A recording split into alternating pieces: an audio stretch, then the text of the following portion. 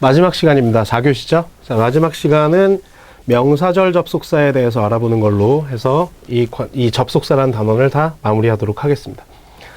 자, 명사절을 만드는 접속사는요, 크게 의미적인 부분과 형태적인 부분으로 나눌 수가 있는데, 형태적인 부분으로 봤을 때는 접속사 이후가 완전한 형태가 나오는 명사절 접속사가 있고, 불완전한 형태가 나오는 명사절 접속사가 있습니다. 그리고 의미적으로 봤을 때는 분명한 사실을 나타내는 명사절 접속사가 있고, 불분명한 사실을 나타내는 명사절 접속사가 있습니다. 여러분들 보시는 이 교재의 화면은 주로 그 의미적인 부분에서 분명한 사실을 나타내느냐, 불분명한 사실을 나타내느냐를 중심으로 서술되고 있고요. 하지만 접속사 이후의 문장 구조는 우리가 예문을 통해서 쉽게 살펴볼 수 있기 때문에 그 두 가지를 같이 공부하는 게 타당할 거라고 생각이 됩니다. 자, 명사절과 명사의 차이는 뭐냐면요. 자, 명사는 어떤 특정한 사람이나 사물을 지칭하는 역할을 하는데, 자, 명사절은 어떤 사실을 전달하기 위해서 사용하는 게 명사절이다라고 생각하시면 돼요. 자, 예를 들면 그는 내 친구다 라고 얘기한다면, 자, 내 친구라는 명사는 그라는 사람을 지칭하기 위해서 쓰이고 있죠. 하지만 자, 그가 내 친구라는 사실을 나는 자랑스러워한다. 자, 이 부분에서는 어떻습니까? 그가 내 친구라는 사실이라는 특정 사실을 언급하죠. 그러니까 두 번째 정도의 문장을 만들기 위해서는 우리한테는 명사절이라는 게 필요하다는 거죠. 자, 그 형태는 다를지 모르겠지만 한 단어의 명사와 마찬가지로 주어, 목적어, 보어 이렇게 세 가지의 기능을 모두 다 할 수 있다는 거. 그리고 역시 동격이라는 형태까지 한다면 이제 네 가지 명사가 가지고 있는 모든 기능을 다 할 수 있는데, 물론 접속사에 따라서 이 기능을 다 할 수 있는 접속사가 있고 이 기능 중 일부만을 할 수 있는 접속사도 있는데, 대부분의 경우가 앞서 얘기했던 이 주어, 목적어, 보어 기능은 다 할 수가 있고, 다만 이제 명사절 접속사 that과 이 뒤에서 배우겠지만 whether 같은 접속사는 거기에 플러스 알파로 동격을 이루는 접속사의 기능을 할 수 있고, 자, 반면에 이제 뒤에서 역시 배우겠지만 명사절 접속사 중에서 if가 명사절을 만드는 경우는 비록 명사지만 명사의 역할 중에서 동사의 목적어 역할만을 할 수 있는 이런 좀 기능의 제한적인 부분도 있습니다. 자, 그런 부분들은 하나하나 좀 따로따로 살펴보면서 얘기하겠고, 자, 그래서 일단 여기서도 각각의 명사절 접속사가 어떤 의미를 가지고 있고, 그리고 얘가 접속사 이후에 어떤 구조의 문장을 데려오는가, 즉 구조적인 부분과 의미적인 부분을 찬찬히 다 살피면서 학습하시는 게 효과가 있을 거라고 봅니다. 자, 그러면 명사절 접속사 중에서 먼저, 자, 이 명사절 접속사들이 사용되는 예를 보여주고 있는데, 자, 지금 문장 전체를 보시면, 자, 여기가 동사죠? 자, 그렇다면 이만큼이 다 뭐가 돼야 되겠습니까? 주어가 돼야 되겠죠. 자, 얘가 주어가 돼야 되는데, 자, 주어가 되기 위해서는 일단 품사는 명사여야만 주어가 될 수 있겠죠. 그런데 지금 이 괄호 안에 단어가 하나, 둘, 셋, 넷, 다섯, 여섯, 7개나 있어요. 자, 우리 첫 시간에 배웠던 거 기억나시죠? 자, 두 단어 이상이 모이면 일단 품사가 된다. 그런데 주어 역할을 해야 되니까 품사가 명사라는 건 이미 정해져 있는 상태고요. 그럼 그 다음에 이제 품사가 정해졌으면 한 단어면 그냥 얘가 명사, 얘가 형용사 이렇게 얘기를 하면 되는데, 두 단어 이상이니까 얘를 구라고 불러야 될지 절이라고 불러야 될지 두 단어 이상이 모였을 땐 그것까지 생각을 해야 되죠. 자, 그런데 두 단어 이상이 모였는데 그 안에 주어와 동사가 들어가 있으니까 이때는 우리가 명사절이라고 얘기할 수 있겠죠. 자, 그래서 보세요. 자, 해가 동쪽에서 뜬다는 사실은 해서 어떤 사실을 전달하죠. 자, is common sense, 상식입니다. 자, 이 정도로 얘기하고 있는 자, 명사절의 기능을 볼 수 있고요. 자, 두 번째 문장에서는 the fact라는 그냥 명사가 쓰였죠. 그 사실은 어떤 특정 대상을 지칭하잖아요. 자, 상식이다. 이게 바로 이제 명사와 명사절의 차이다라고 볼 수 있겠고요. 자, 한 단어의 명사와 마찬가지로 주어, 목적어, 보어 역할을 모두 한다고 했죠. 자, 얘가 주어, 동사. 자, 이번에는 목적어 역할을 하고 있죠. 자, 그의 동생이 그를 도와줄 것이라는 사실을 생각했다. 이 정도 얘기가 될 거고요. 자, 그리고 이번에는요. 자, 주어, 동사, 그리고 자, 이번에는 보어. 자, 그의 의견은 해가 동쪽에서 뜬다는 사실입니다. 자, 이렇게 얘기하고 있죠. 자, 그래서 이렇게 우리가 한 단어의 명사가 하는 거와 마찬가지로 주어, 목적어 보어의 역할과 그리고 자, the fact that the sun rises in the east. 자, 해가 동쪽에서 뜬다는 그 사실은 is common sense. 자, 동격을 이루는 이 두 대상이 동일한 대상을 나타내죠. 이때 우리가 동격의 명사절이라고 하는데 자, 동격의 명사절은 크게 고민하실 필요 없어요. 왜냐하면 많은 명사절 접속사가 있지만 그 중에 동격의 명사절을 만들 수 있는 접속사는 지금 보시는 that과 그리고 이 뒤에서 배우는 whether밖에 없고요. 언제 that이 형성하는지, 언제 whether가 형성하는지에 대해서 분명하게 갈려지는 기준이 있기 때문에 일단 동격 명사절 접속사는 두 개밖에 없고 이럴 때는 that, 그 외에는 whether 이렇게 생각하면 되기 때문에 이 동격의 명사절은 그렇게 어려운 부분은 아닐 거라고 생각이 됩니다. 자, 그래서 지금 이 페이지에서는 이 명사절도 한 단어의 명사와 동일하게 주어, 목적어, 보어에 명사가 하는 모든 역할을 다 할 수 있는 기능을 가지고 있다라는 거에 중심을 두고 있고요. 자, 아까도 얘기했습니다만은 문장의 형태를 중심으로 보겠다고 했는데 접속사 이후가 완전한 문장이 나오는 명사절 접속사라고 보시면 되는데 그 첫 번째가 that입니다. 자, that은요, 분명한 사실, 그리고 확정적인 사실, 이런 사실을 나타낸다고 얘기했는데 자, 앞에서 보셨던 명사절 접속사들 중에서 보세요. 자, 태양이 동쪽에서 뜬다라는 거. 자, 확정적인 사실이죠. 변함없는 사실이고. 자, 이런 사실을 전달하는 게 접속사 that이 이끄는 명사절이 나타내는 의미라고 볼 수 있습니다. 반대로 얘기하면 이런 사실을 나타내는 경우에는 접속사를 that을 써야 된다. 자, 이렇게 생각해도 되겠죠. 자, 그리고 자, 어떤 감정이나 인식을 나타내는 형용사. 인식이라는 건 사람의 생각을 나타내는 거예요. 그래서 그 형용사 뒤에서 그 감정이 생긴 이유나 또는 내가 생각하고 있는 내용을 보충 설명할 수가 있습니다. 그리고 앞서 보셨던 것처럼 주어, 목적어, 보어, 그리고 나란히 있는 두 명사가 서로 동일한 대상을 나타낼 때 동격이라고 얘기하는데 자, 동격을 나타내는 역할도 할 수 있고요. 자, 다만 명사절이니까 주어 역할을 할 수 있겠죠. 다른 모든 명사절들도 마찬가지 주어 자리에 쓰일 수 있습니다. 물론 한 가지를 제외하고 이 뒤에서 배우겠지만 그런데 다른 명사절들 같은 경우는 그 명사절이 주어 자리에 그대로 있어도 상관이 없고 그 명사절을 문장 마지막에 이동시키고 가주어를 써줘도 상관이 없는데 이 that이 이끄는 명사절의 경우는 반드시 가주어, 진주어의 형태까지를 만들어주는 게 요즘 영어에서는 올바른 문법이라고 인정을 받습니다. 그래서 주어 자리에 그대로 쓰지 않고 가주어 it을 쓴다. 우리가 보통 가주어, 진주어에 대해서 들어본 적 있습니까? 라고 물어보면 들어본 적 있다고 대부분 얘기를 해요. 그래서 가주어 언제 쓰는 겁니까? 라고 물어보면 거의 망설임 없이 주어가 길 때요. 이렇게 얘기를 합니다. 자, 그 말도 틀린 말은 아니에요. 근데 저는 그런 경우에서 한 가지 질문을 더 하거든요. 주어가 길다라는 게 도대체 얼만큼 길어야 되는 겁니까? 자, 왜냐하면 길다, 짧다라고 얘기하는 건 저마다 기준이 좀 다를 수 있거든요. 그러니까 대부분의 가주어, 진주어를 언제 쓰냐고 물어봤을 때 주어가 길 때 쓴다라고 얘기하지만 그럼 이 경우에 가주어, 진주어를 써야 됩니까? 안 써야 됩니까? 라고 물어봤을 때 속 시원히 대답을 못하는 경우도 많아요.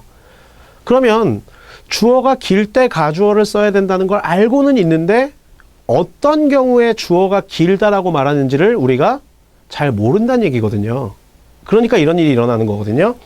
그래서 우리가 주어가 길다 또는 주어가 길고 복잡하다 이런 식으로 서술하는 경우가 뭘 얘기하는 거냐면 주어 자리에 구나 절이 쓰이는 경우를 말하고 있는 거라고 보시면 돼요. 우리가 오 형식에서 가목적어, 진목적어 쓰는 거 배우셨죠? 자, 그걸 접목시켜 보시면 좀 편해요. 자, 그래서 주어가 길고 복잡하다는 얘기는 주어 자리가 명사절이나 명사구, 그러니까 여기서 배우게 되는 명사절들이나 명사구라고 한다면 투부정사나 동명사가 되겠죠. 이 경우에 길다라고 얘기하는데 이 주어가 길다고 해도 반드시 가주어, 진주어를 써줘야 되는 경우가 있고 그 여부를 선택할 수 있는 경우도 있어요. 자, 부정사나 that이 이끄는 명사절의 경우는 반드시 가주어, 진주어를 취해 주셔야 되고 그 외의 경우는 써도 되고 안 써도 되는 거예요. 그러니까 동명사가 만약에 주어 자리에 있다. 가주어, 진주어 형태를 만들어도 되고 아니어도 되고 하지만 부정사가 주어 자리에 있다. 반드시 가주어, 진주어 형태를 만들어야 하고 자, what이 이끄는 명사절이 쓰였다. 가주어, 진주어 형태 만들어도 되고 아니어도 되고 하지만 that이 이끄는 명사절이 쓰였다. 반드시 가주어, 진주어 형태를 만들어야 되고 이런 차이가 있다는 점인데 그 중에 접속사 that이 이끄는 명사절은 반드시 가주어, 진주어 형태를 써줘야 되겠고요. 그리고 자, 아까 우리가 잠깐 봤던 전치사인데 except 무엇을 제외하고 정도의 의미죠. 이런 전치사 정도를 제외하고는 전치사 뒤에 쓰이는, 즉 전치사 목적어 자리에는 대시 이끄는 명사절은 나타날 수가 없어요. 자, 왜 그랬냐면 우리가 앞에서 배웠던 부사절 접속사 중에서 이외 부사절 접속사 중에 in-이라는 접속사가 있었거든요. 자, 기억나시죠?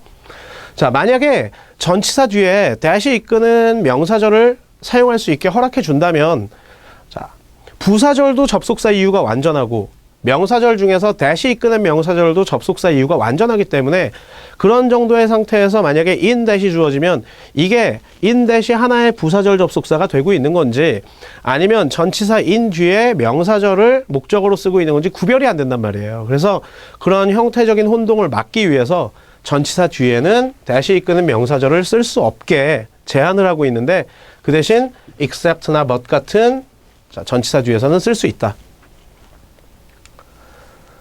자, 조금 전에 봤던 문장의 거의 뭐 대부분 유사한 경우인데, 자, 아까 처음에 봤던 페이지에서는 명사절도 주어 역할을 할 수 있다라는 부분을 보여드리기 위해서 이 문장을 그대로 두었지만, 자, 이렇게 대시 이끄는 명사절이 주어 자리에 쓰이는 경우는 반드시 문장의 마지막으로 이동을 시키고 그 자리에 가주어를 쓰는 형태로 고쳐주는 게 올바른 문장으로 인정받는 문법이다라고 생각하시면 되겠고요.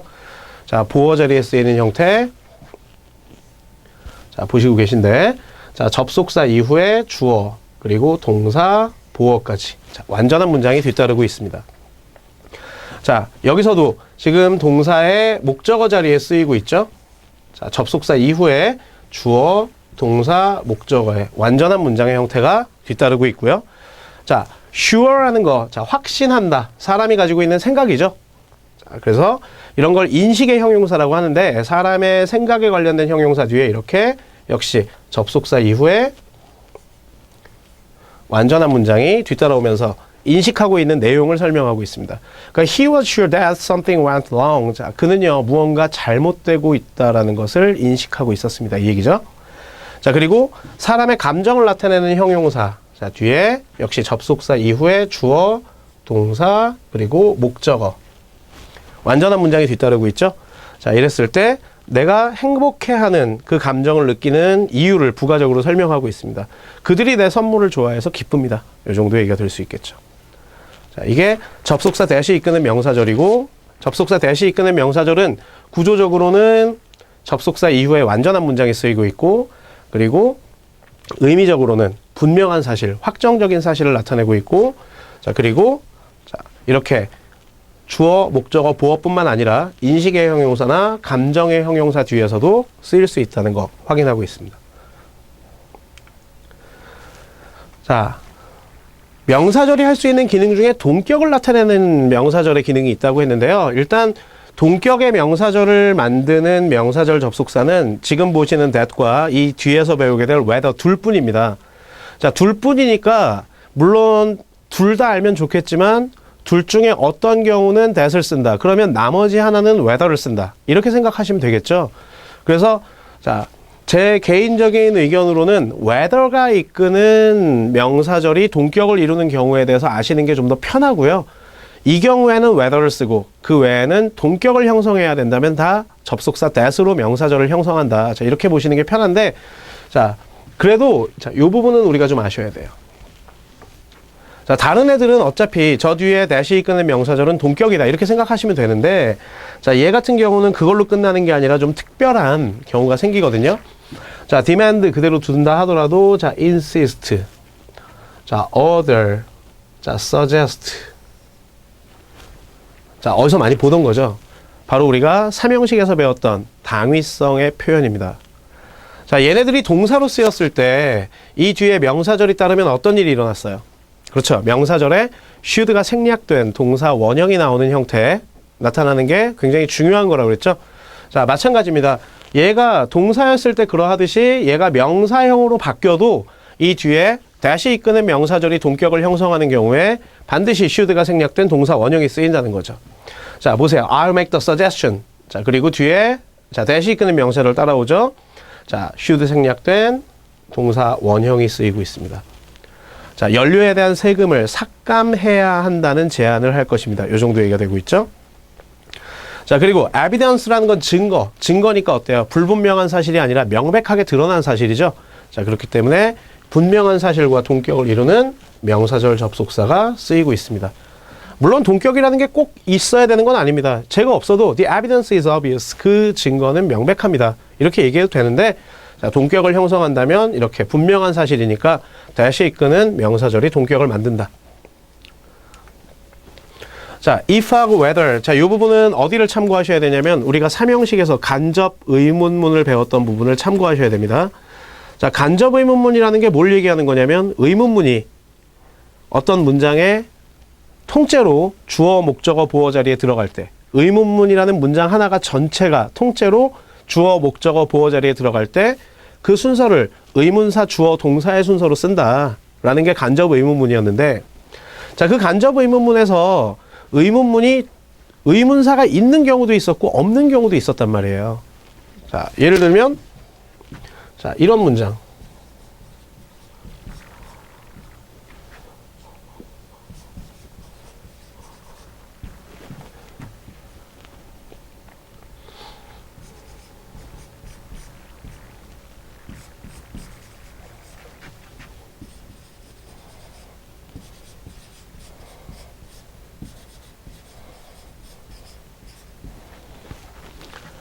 자, 첫 번째 문장에 목적어 자리가 비어 있죠. 자, 그러니까 두 번째 의문문을 여기다 집어넣으면 완전한 문장이 되겠네요. 자, 이랬을 때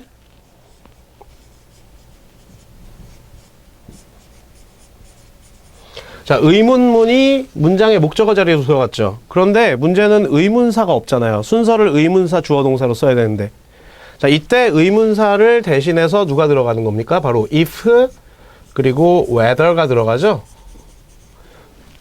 자, 그리고 의문사, 주어, 동사 순서로 이렇게 진행되는 문장인데 자, 이거 여러분들 삼형식에서 배우신 거예요. 자, 이때 어떻습니까? 자, 여기 드러내면 주어, 동사, 자, 목적어가 없는 불완전한 문장이 되니까 여기가 목적어 역할을 하고 있죠. 그러면 얘가 지금 명사절 접속사 기능을 한다는 얘기잖아요. 그래서 간접 의문문은 명사절인데 다만 의문문 중에서 이렇게 의문사가 없는 의문문을 간접 의문문으로 만들 때 if나 whether를 쓰죠. 자, 그때 당시에 설명할 때 뭐라고 얘기했냐면 의문사가 있는 의문문은 답변이 yes, no가 나올 수가 없어요. 자, 당신 어디 사세요? Where do you live? 근데 yes 이럴 수 없잖아요. 자, 그런데 그들이 다음 주에 올까요? 라고 얘기했을 때 답변은 둘 중 하나죠. 옵니다, 안 옵니다. 자, 즉 이렇게 답변이 yes, no로밖에 안 나오는 이런 경우에 이제 if와 whether가 의문사의 역할을 해주죠. 자, 이랬을 때 그래서 얘의 의미가 뭐가 되는 거냐면 주어가 동사인지 아닌지라는 의미가 되는 거거든요. 그래서 자, 의문사가 없는 의문문을 간접 의문문으로 만들 때 사용하는 의문사 대용어구가 바로 if나 whether다. 근데 의문사는 명사절 접속사 역할을 하는 거니까 자, 결국 얘도 명사절 접속사의 일종이다라고 말할 수 있겠고요. 다만 지금 첫 줄에 보니까 접속사 whether와 if가 명사절을 만드는 경우 둘은 같은 의미라고 했거든요. 자, 그럼 무슨 얘기냐? 얘가 다른 의미로 쓰이는 경우도 있다는 얘기죠. 앞에서 배우셨던 부사절 뒤져보시면 자, if는요. 조건의 부사절을 나타내기도 하죠. 자, whether는요. 양보의 부사절을 나타내기도 합니다. 자, 그런데 이러면 이제 질문 나오죠. 선생님, 접속사가 똑같은데 얘가 부사절인지 명사절인지 어떻게 구별하죠? 라는 질문이 나올 수 있는데 자, 우리 수업 시간에 맨날 했던 얘기가 무슨 얘기입니까? 명사는 문장의 필수 성분이다. 자, 그 얘기는 명사는 빠지면 남은 문장이 불완전해진다. 그러니까 비록 if하고 whether가 명사절, 부사절을 다 만들 수 있다고는 하지만 얘가 명사절을 만드는지 부사절을 만드는지를 구별하기 위해서 방법은요. 이 문장을 드러내보면 아는 거예요. 자, 얘를 빼면 남은 문장이 불완전하죠. 그러니까 여기서는 아, 얘가 명사절을 만들고 있고 이때는 두 의미가 서로 같고 주어가 동사인지 아닌지 이런 의미구나 라고 파악을 하시면 된다는 거죠. 자, 그런데 문제는 명사로서의 기능의 차이가 있어요. 그러니까 우리가 생각했을 때 의미가 똑같은데 굳이 왜 접속사가 두 개씩이나 있느냐라고 생각할 수 있다는 거잖아요. 그런데 할 수 있는 역할의 차이가 있기 때문이에요. 만약에 그렇지 않았다면 접속사를 굳이 두 개 만들지 않았을 거예요. 분명히 차이가 있기 때문에 두 개가 있는 건데 자, 어떤 차이가 있나 좀 보죠. 자, 명사니까 문장에서 주어, 목적어, 보어 자리에 다 쓰여야 되는데 문제는 whether는 되는데 if가 이런 성질을 가지고 있죠. 앞에서 말씀드렸다시피 명사절이 주어 자리에 놓일 때 가주어, 진주어를 필수적으로 취해줘야 되는 경우가 있고 하든지 말든지 선택할 수 있는 경우가 있죠. 자, 얘는 대시 이끄는 명사절은 아니니까 꼭 해야 되는 건 아니에요. 그런데 반대로 할 수도 있는 거죠. 그래서 이렇게 명사절이 직접 주어 자리에 쓰일 때는 자, if는 쓰일 수 없고 whether는 쓰일 수가 있는데 지금 보시는 것처럼 if는 안 되죠. 자, whether는 되고 그 대신 가주어, 진주어 형태를 취할 때는 둘 다 쓸 수 있다. 자, 요게 차이라고 볼 수 있어요. 사실 결론부터 얘기하면 if는요, 명사로서 할 수 있는 일이 거의 없어요. 그러니까 오히려 if는 이때만 명사로서의 기능이 있고 그 외에는 명사 기능이 없다라고 공부하시는 게 훨씬 더 편하실 거예요. 자, 보어 자리에도 안 돼요. 그렇죠? 보어 자리에서도 쓸 수가 없고, 자, 그 대신 목적어 자리에선 둘 다 돼요. 그렇죠? 자, 이 ask라는 동사는 우리 아시다시피 자, 4형식으로 쓸 수 있는 동사죠. 자, 4형식의 특징은 목적어가 두 개란 얘기니까 자, 얘가 간접 목적어, 여기가 이만큼 직접 목적어. 자, 동사의 목적어 자리 맞죠? 자, 이때는 둘 다 쓸 수 있다. 그러니까 결국 if가 명사의 역할을 할 수 있는 건 동사의 목적어와 그리고 진주어 역할을 하는 경우밖에는 없고 그 외에는 다 whether가 해야 된다는 얘기예요. 그래서 접속사가 두 개 있는 거예요. 역시 의미는 명사절일 때 같죠. 그들이 나의 영화를 좋아하는지 아닌지를 나에게 물었다.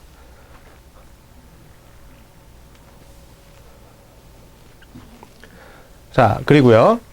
자, 전치사의 목적어. 그쵸? 전치사의 목적어도 어차피 명사니까 명사절도 그 자리에 올 수 있는데 아까 앞에서 얘기했다시피 that은 안 되죠.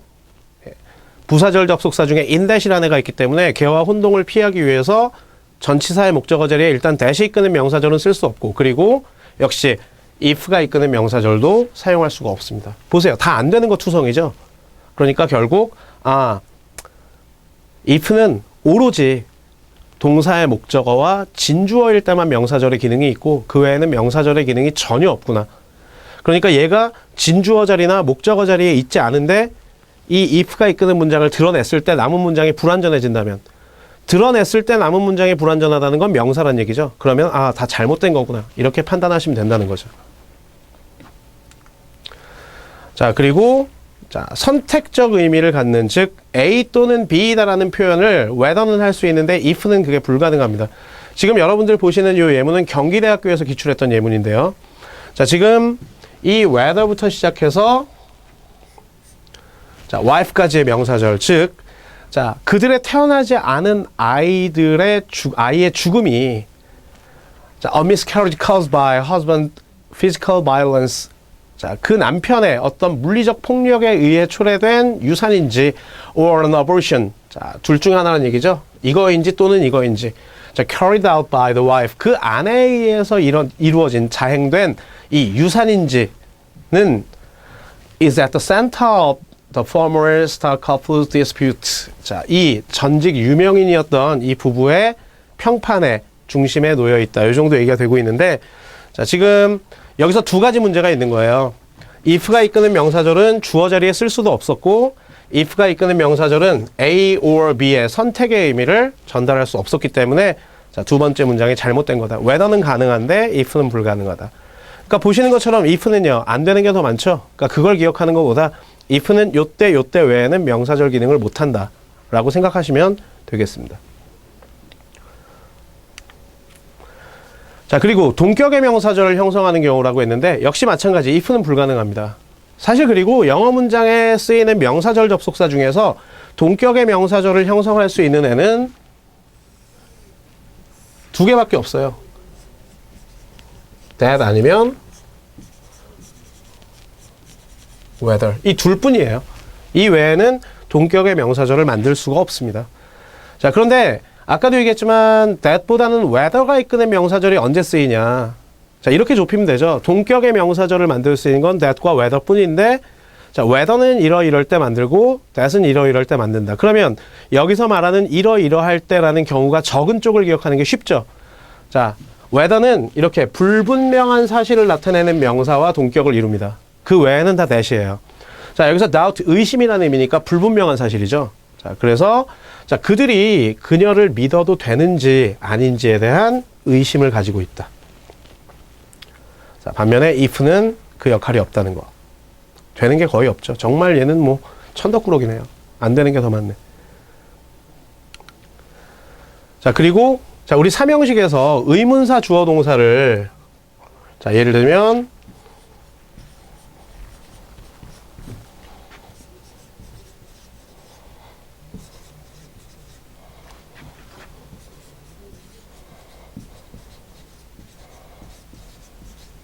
자, 의문사 주어 동사잖아요. 자, 이거 어떻게 할 수 있었죠? 자, 이 주어 동사를 줄여서 자, 이렇게 만들 수 있었죠? 의문사 투부정사 형태로. 자, 그 역할이 whether는 가능한데 역시 if는 안 돼요. 자, 여기 주어랑 여기 주어 같으니까 요렇게 합쳐서 얘를 to by로 고치면 되잖아요. 그쵸? 자, 그런데 같은 뜻임에도 불구하고 if는 고칠 수가 없다는 거예요. 지금 준동사 to decide의 목적어 자리 형태로 쓸 땐 둘 다 맞아요. 근데 이 절을 줄이는 게 whether는 가능했고 if는 불가능하다. 자, 그리고 or not의 동반이 whether는 가능한데 if는 불가능하다. 자, 이때 이 or not은 whether의 경우 여기 쓰여도 되고요. 자, 여기 쓰여도 돼요. whether or not I would stay here 해도 되고 whether I would stay here or not 해도 상관없습니다. 자, 그리고 자, 얘네들이 명사절이 되기도 하고 부사절이 된다고 했죠. 자, 얘네들이 명사절인지 부사절인지는 문장에서 얘를 드러내보면 알 수 있고요. 자, 지금 여기서도 보시면 자, whether가 이끄는 절을 드러냈지만 주어, 동사, 목적어 완전한 문장이니까 아, 여기서 whether는 부사절이구나. 자, 부사절이 쓰이는 whether는 양보의 의미예요. 그러니까 당신이 그것을 좋아하든 아니든 상관없이 당신은 그것을 하셔야 됩니다. 이 얘기고. 자, 그리고 자, if도 역시 명사절, 부사절을 만들 수 있는데 자, 주어, 동사. 자, 사형식 동사죠. 누구에게 빌려주다. 간접 목적어, 직접 목적어. 자, 완전한 문장이 따라오죠. 자, 그럼 여기서 if는 아, 부사절이구나. 자, 근데 부사절일 때 if는 조건이죠. 자, 만약에 당신이 돈이 필요하시다면 내가 당신께 약간 빌려드릴 수 있습니다. 자, 이런 식으로 명사절이냐 부사절이냐의 구별은 그 문장을 제거해보면 알 수 있고요. 그리고 whether가 부사절인 경우에는 양보 의미, if가 부사절인 경우에는 앞에서 배우셨죠? 조건의 의미. 이렇게 파악하시면 됩니다. 자, 의문사는요. 의문사. 전부 다 뭐냐면 명사절 접속사의 기능을 가지고 있는데 자, 의문사 중에서도 얘는 부사예요. 자, 부사니까 얘는 주어, 목적어, 보어 역할을 자기 스스로는 못하죠. 자, 접속사가 자기 스스로 주어, 목적어, 보어 역할을 겸할 수 없다면 다 데리고 나와야 돼요. 반대로 접속사가 자기 스스로가 접속사 역할도 하면서 주어, 목적어, 보어를 겸할 수 있다면 그때는 그 중 하나가 빠진 문장이 오면 되는 거예요. 자, 의문사니까 명사절 접속사 기능은 하되 그 중에 부사니까 주어, 목적어, 보어 기능은 없죠. 자, 그러니까 접속사 이후에 완전한 문장의 형태가 당연히 나와야 되겠고 우리가 알고 있는 간접 의문문 순서가 의문사, 주어, 동사의 순서로 쓰여야 한다. 자, 여기가 동사, 여기가 주어 자리죠. 자, 지금 문장 시작에 쓰인 y가 명사절 접속사 기능이 없다면 애초에 이 문장을 쓸 수가 없어요. 하지만 자, 의문사는 명사절 접속사 기능이 있죠. 그러니까 명사절을 만들 수는 있는데 다만 의문사 중에서도 의문 부사에 해당되니까 저 접속사가 접속사 역할과 주어나 목적어, 보어 역할을 겸할 수가 없죠. 그러니까 자기가 스스로 못하니까 뒤에 다 데리고 나와야 되는 거야. 주어, 동사, 보어. 완전한 문장이 오죠. 자, 그리고 의문사는 말 그대로 물어보는 거니까 확실한 사실일까요? 불확실한 사실일까요? 불확실한 사실이죠. 그래서 알려져 있지 않다. 자, 즉 왜 그 남자가 그토록 화가 났었는지는 알려져 있지 않다. 자, 이렇게 볼 수 있겠고요. 자, 두 번째 문장에서는 질문이 나와야 돼요. 자, 얘가 없으면 문장이 불완전하니까 명사절 맞고 의문사가 명사절 접속사 역할을 할 수 있는 것까진 좋은데 얘는 의문사 중에서 의문 부사니까 완전한 문장이 나와야 되는데 문제는 얘가 전치사죠. 자, 근데 이 뒤에 목적어가 없는데 자, 이렇게 생각할 수 있다는 거죠. 자, 요건 좀 특별한 기능이니까 알아두세요. 자, 이 where는 자, 비록 부사이긴 해도 자기가 이끌고 있는 문장 안에 있는 전치사의 목적어 역할을 할 수 있어요. 다른 목적어는 못하고요. 자기가 이끌고 있는 문장 안에 있는 전치사의 목적어 역할은 할 수가 있습니다. 그렇기 때문에 이 문장은 접속사 이후가 불완전한 문장이 아니라 완전한 문장이라고 볼 수 있고요. 따라서 문법적으로 잘못된 부분은 없습니다.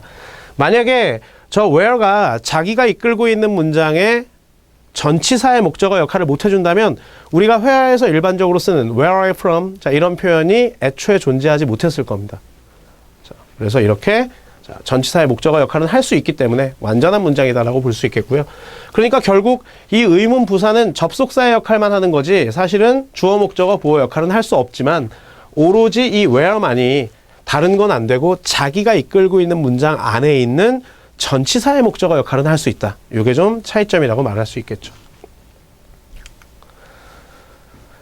자, 이번에는 불완전한 문장을 명사절로 만든다. 즉 접속사 이후에 불완전한 문장이라는 얘기는 불완전하다는 얘기는 주어, 목적어, 보어 중에 하나가 빠져 있다는 얘기인데 이 접속사가 결국은 접속사 기능뿐만 아니라 자기가 주어, 목적어, 보어 기능을 동시에 해주기 때문에 불완전한 문장이 나올 수 있다는 얘기예요. 그게 둘째 줄 얘기죠. 접속사가 명사 기능을 겸하고 있다. 그러니까 자기가 들어갈 자리가 있어야 되니까. 그래서 불완전한 문장이 따라온다. 자, 그래서 접속사 이후 불완전한 문장이 뒤따른다는 특징을 가지고 있는 겁니다. 하지만 역시 의문사기 때문에 자, 의문사, 주어, 동사. 그러니까 얘네들을 누구라고 생각하시면 되냐면 의문, 대명사. 자, 앞서 보셨던 의문사는 의문 부사잖아요. 자, 의문사인데 뭡니까? 대명사죠. 그러니까 의문사 역할과 대명사 역할을 겸하고 있기 때문에 주어, 목적어, 보어 역할을 할 수 있었던 거고 앞서 보셨던 의문 부사는 의문사긴 한데 부사니까 그 역할을 못했던 거죠. 그러니까 자기가 할 수 있으면 그 역할을 자기가 할 수 있으니까 뒷문장이 불완전해도 되고 자기가 역할을 못하면 다 데리고 와야 된다는 거예요. 자, 예문 보면서 같이 살펴보겠습니다. 자, 이 불완전한 문장 나오는 첫 번째 경우가 바로 의문 대명사인데요. 자, 지금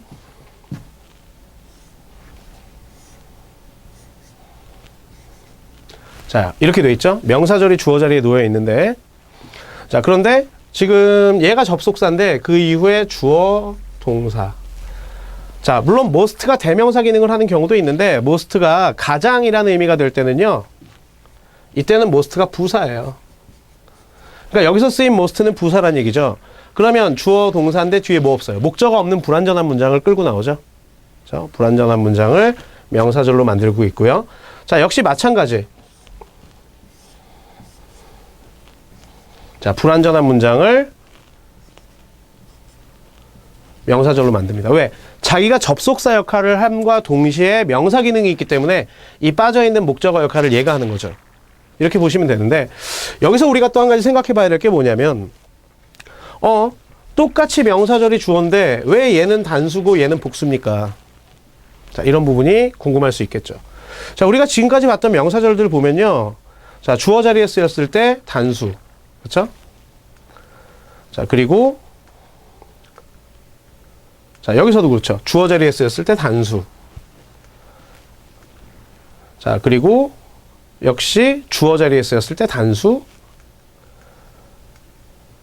자, 주어 자리에 쓰였을 때 단수.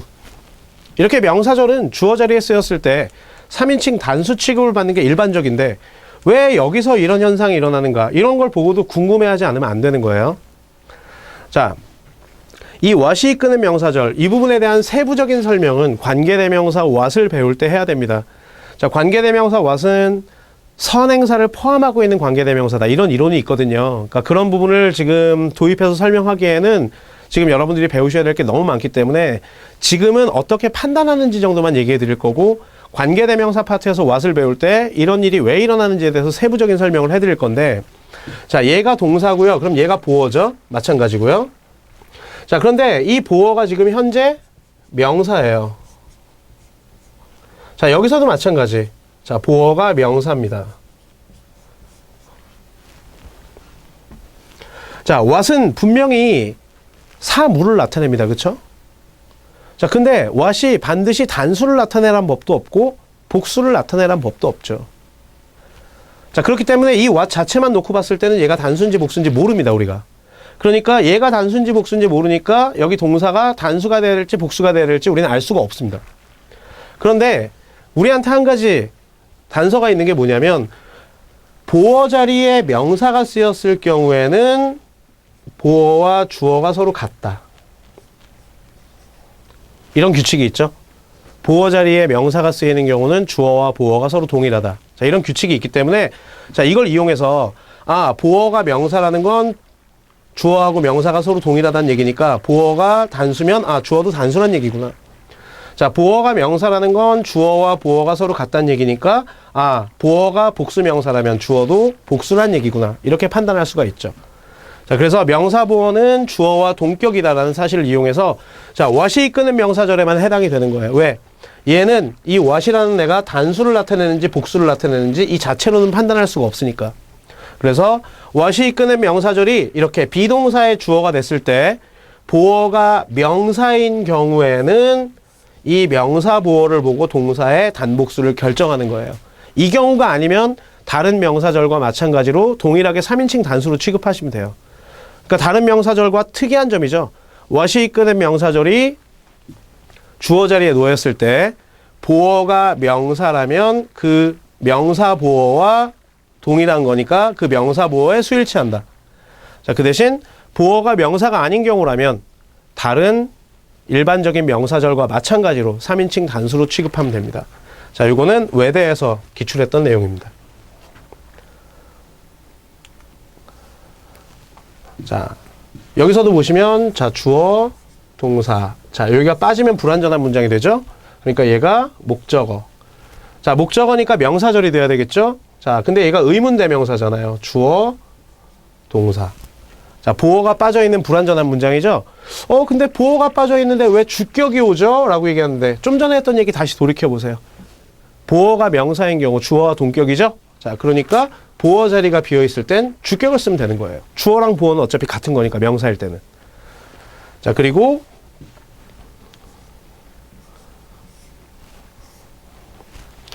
자, 주어, 동사, 보어. 완전한 문장처럼 보이지만 여기 전치사가 있죠. 자, 얘한테도 목적어가 필요하잖아요. 그래서 목적격. 자, 물론 여기가 꼭 whom이 돼야 될 필요는 없어요. 자, 그가 누구를 기다리는지, 그들이 누구를 기다리고 있는지를 알 수 없었다. 이 얘기가 될 수도 있고, 하지만 여기가 what이 돼도 되잖아요. 기다리는 게 꼭 사람이란 법은 없죠. 택배를 기다릴 수도 있는 거니까. 다만 전치사의 목적어가 없는 불완전한 문장이니까 여기서는 what을 쓴다. 하지만 여기서는 what을 쓰면 안 되는 게 물론 쓸 수는 있는데 다른 걸 쓸 수는 없었던 게 얘하고 얘가 서로 같아야 되잖아요. 물론 what을 얘기하다가 제가 멈칫했던 이유는 자, what I am 이렇게 얘기하면 오늘날의 나라는 의미가 있기 때문에 쓸 수는 있거든요. 그 부분 역시 관계대명사에서 좀 자세하게 얘기하기로 하고요. 자, 그리고 자, 비동사니까 이번에는 보어 자리네요. 자, 보어 자리에도 명사가 올 수 있죠. 자, 그래서 자, 주어, 동사, 얘가 투부정사로서 이제 원트의 목적어지만 자, 얘도 준동사잖아요. 얘도 뒤에 목적어를 하나 가져야 되죠. 그러니까 불완전한 문장이라고 할 수 있겠죠. 그래서 이 what이 접속사의 역할을 하면서 동시에 to say의 목적어 역할까지도 겸하는. 그래서 공통적으로 다 불완전한 문장이 접속사 이후에 따라오고 있다. 왜? 그 접속사가 그 불완전한 요소의 역할을 동시에 할 거니까. 자, 이 복합관계대명사라는 부분은 여기서 우리가 배우긴 하지만 사실 좀 더 깊이 있게 배우는 건 관계대명사 파트에서 깊게 배워야 되는데 다만 이 복합관계대명사에 명사절 접속사 성질이 있기 때문에 여기서 일단 일부를 먼저 배우는 거라고 생각하시면 됩니다. 자, 이 복합관계대명사는요 이렇게 ever가 붙는 애들.